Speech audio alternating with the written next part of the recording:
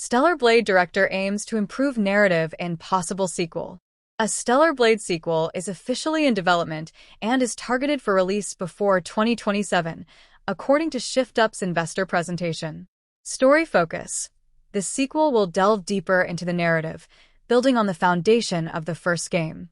Hyung-tae agreed that the story was the weakest link in Stellar Blade, and if a sequel were to be greenlit, he would focus on the narrative aspect. I think it is true that the story is weak. The studio confirmed the sequel alongside plans for platform expansion, which includes a PC release.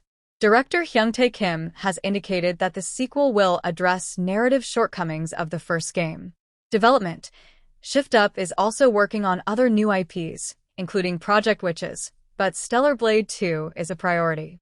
The game's core play system was completed relatively early, but the thing that held us back the most was the cutscenes, he said. In an action game that carries the narrative, cutscenes play a very important role in storytelling.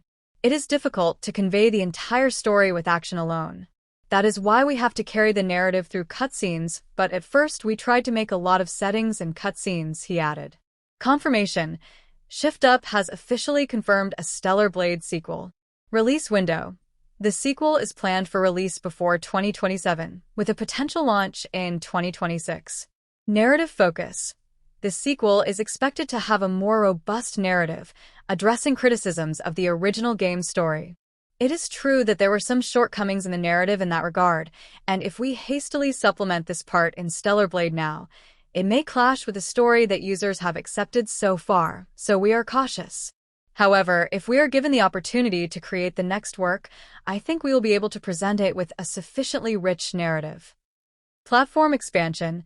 Shift Up is also working on expanding the game's platform availability, likely referring to the PC port. Development.